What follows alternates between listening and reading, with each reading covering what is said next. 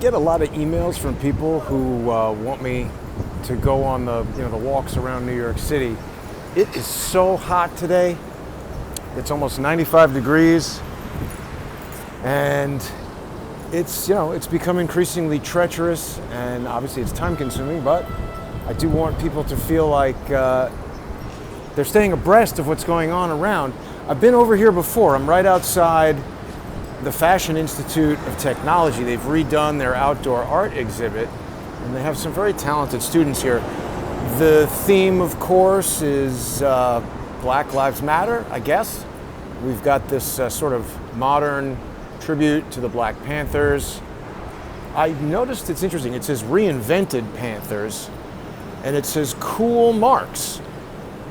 So, I mean, it indicates that there is this is made, I guess the artist is Knowledge, which I also found interesting. A lot of people know we've been looking into the Odd Fellows, the independent Order of Odd Fellows.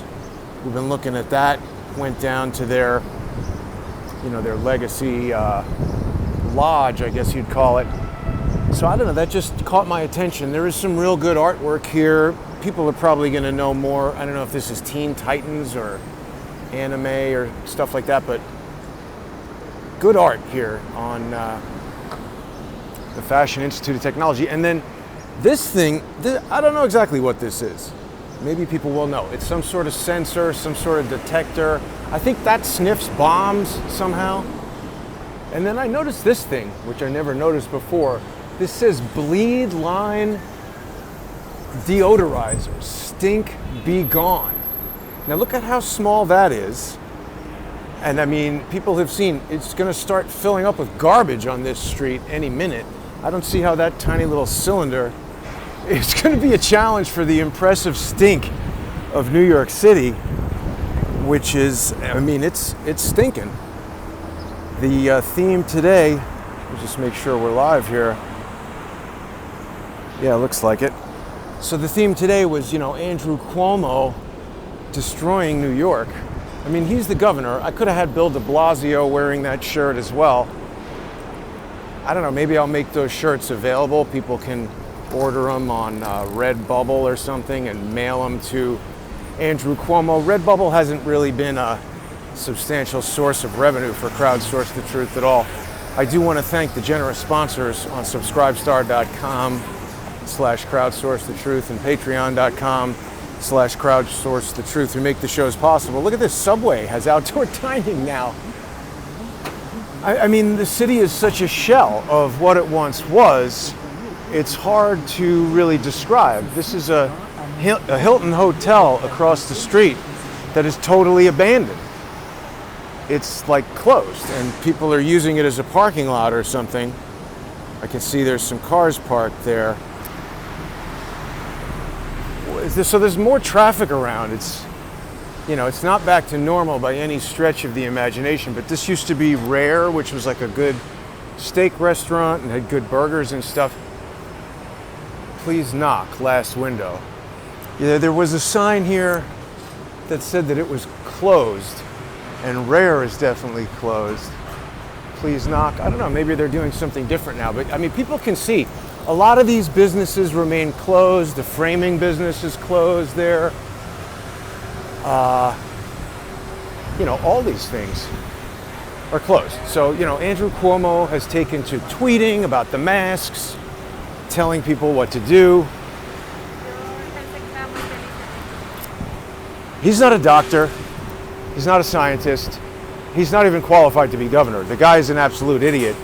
If people saw the interview last night with Dr. Judy Mikovits and her co-author and her attorney, Dr. Mikovits is a PhD in microbiology. I'm pretty sure that's what her credential is. She's a cancer researcher, a virologist, a virus researcher, vaccine researcher. She worked for Fauci. She worked at the, Fort Detrick lab where all this stuff happened. She's giving us firsthand testimony when she tells us this stuff. She's not some, tanning bed douche sitting up there in Albany telling everybody what to do. She's somebody with experience. And I mean, the strange thing about science is that it's not always intuitive. That's why we don't have dopey thugs conducting science and commanding people do what they say. We have scientists who engage in experimentation and they arrive at hypotheses which are challenged by their peers, other scientists. And sometimes we spend lots and lots of time believing one thing to be scientifically true and accurate. And then other scientists come along with radical ideas and they prove the initial hypothesis wrong. This is how our collective knowledge is expanded and increased. It's not a matter of, listening to a politician. Like, what are Andrew Cuomo's qualifications? What was he before he was the son of the governor? Maybe he's a lawyer? I don't even know. I doubt it, because what he's doing seems to be breaking the law. He's doing all these things by decree. None of it seems to have anything to do with the way our constitutional republic is intended to work. I think we need to have representatives who vote on things. We don't just have one dopey guy come up with an idea who thinks a mask will help. Now we got Fauci saying he wants people to wear goggles. I mean, are we serious? It's more than 95 degrees today. I see obese people walking around who undoubtedly have a lot of health problems, breathing problems. I don't think these masks are going to help. And so see, we got extra air conditioning.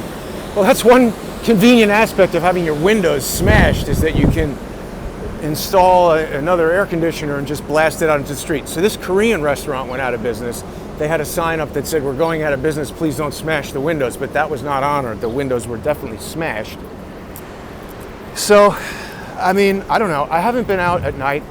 People who are regular viewers of the show know that I've determined that it's just been too dangerous to venture out at night.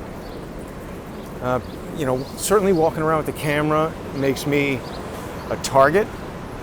And definitely at night that is amplified because there's the glow of the screens, and people just, I don't know, they want to mess with me. They want to either steal the phones or they just see somebody and they figure time to, well, here we go. Here's the florist truck has been vandalized. Why do that? That's just a business. They're going to have to either drive around with FTP on their truck or pay to have your car repainted. I think that's probably very expensive.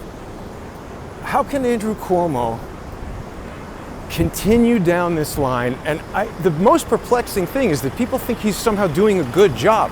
There are purportedly more deaths in New York than there have been in all of China. So what kind of good job is that? If people have been watching John Cullen's coronavirus investigation on Fridays, John has been running through a lot of the data from the CDC, the WHO, wherever that nonsense data is coming from. But that's the data that the government, including Andrew Cuomo, used to make all of their incredibly poor decisions. So that is why John scrutinizes that data, questions it. Look at that, FTP all over everywhere. It is worth mentioning there is still virtually no police presence around the city visible.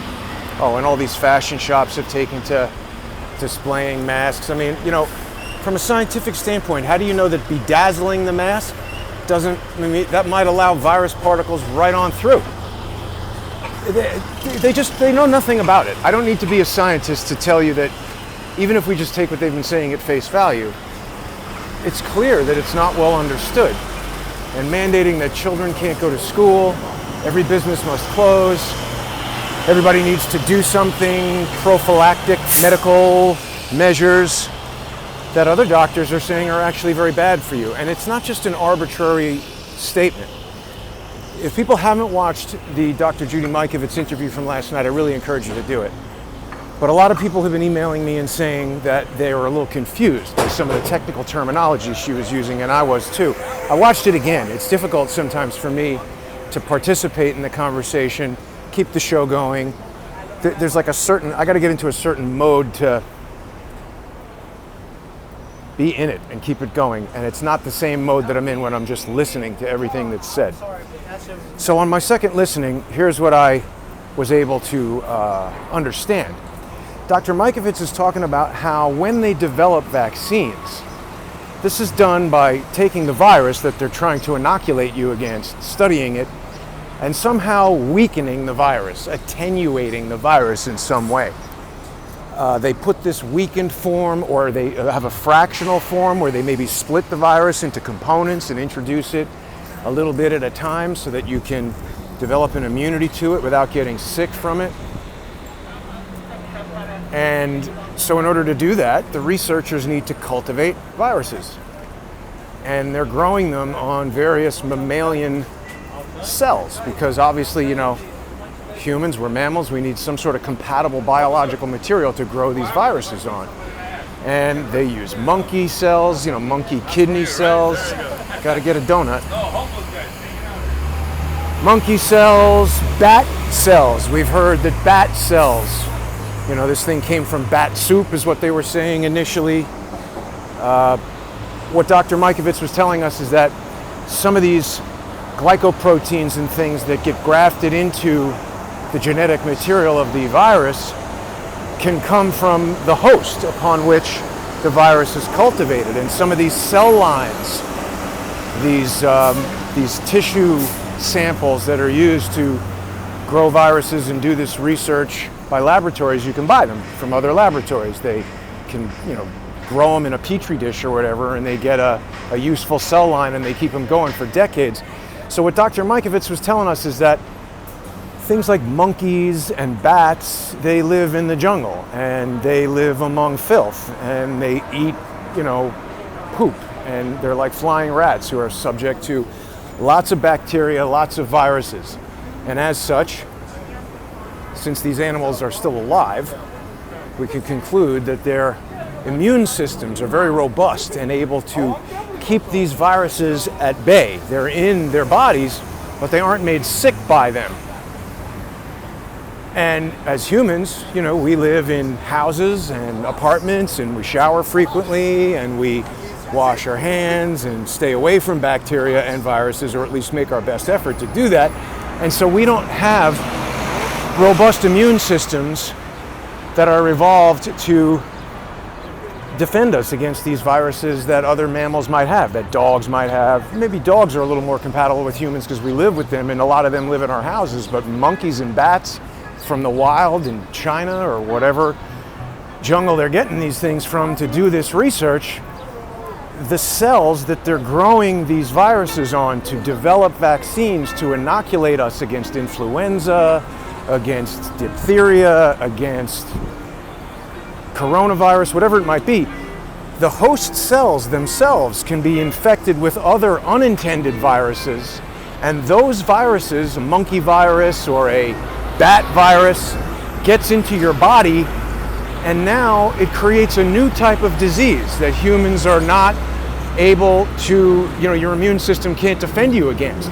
She spoke about how SIV, simian immunovirus, was present in some of these primates that they were using, and that when it got into the bloodline, that they're using for transfusions and all kinds of stuff in North America, that people got contaminated with this simian immunovirus.